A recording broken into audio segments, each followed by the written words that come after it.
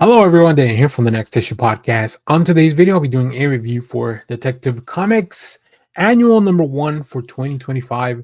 This is the 5th week of the month if you're watching this. And of course, within those weeks, we had to put in some fillers and we have some annuals.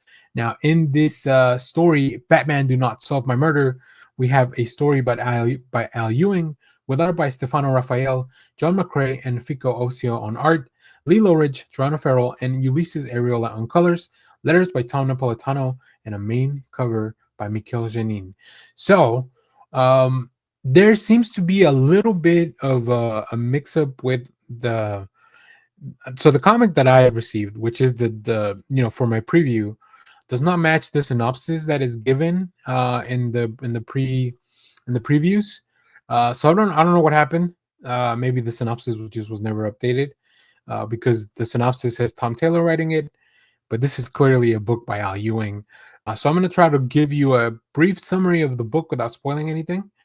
In this book, Batman must put on his detective and his scientist hat to try to solve a murder that he has been asked not to solve because it could destroy the universe.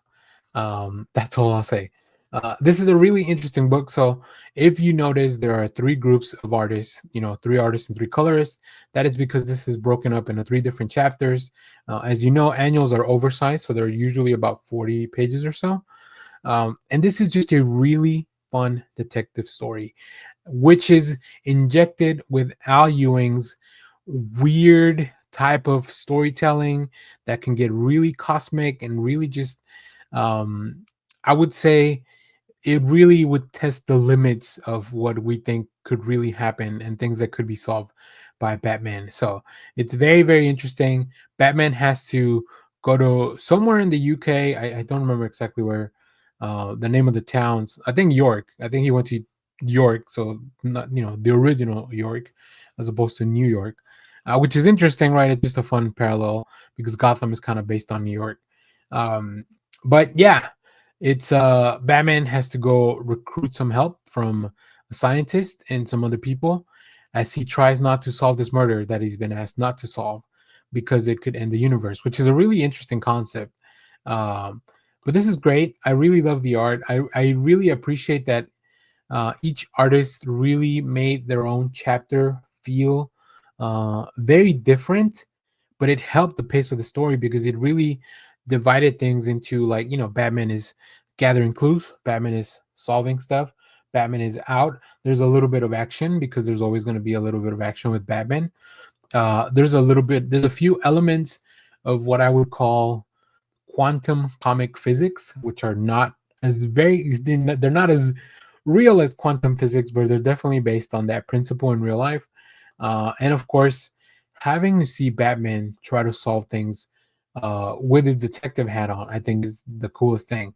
But I love that even when he goes to, he goes to a different country, he has to help out the people locally there.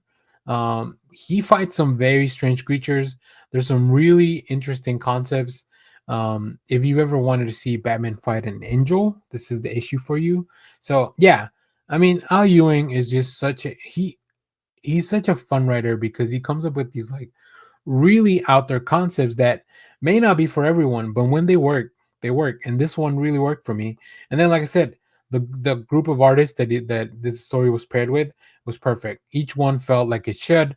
And I really appreciate when the use of multiple artists has an actual purpose, right? As opposed to just kind of fill in some pages or whatever the case may be. So I'm wondering if the reason we have 3 artists is because there was some issue with that original story that was planned in the Tom Taylor story that was planned in the previews.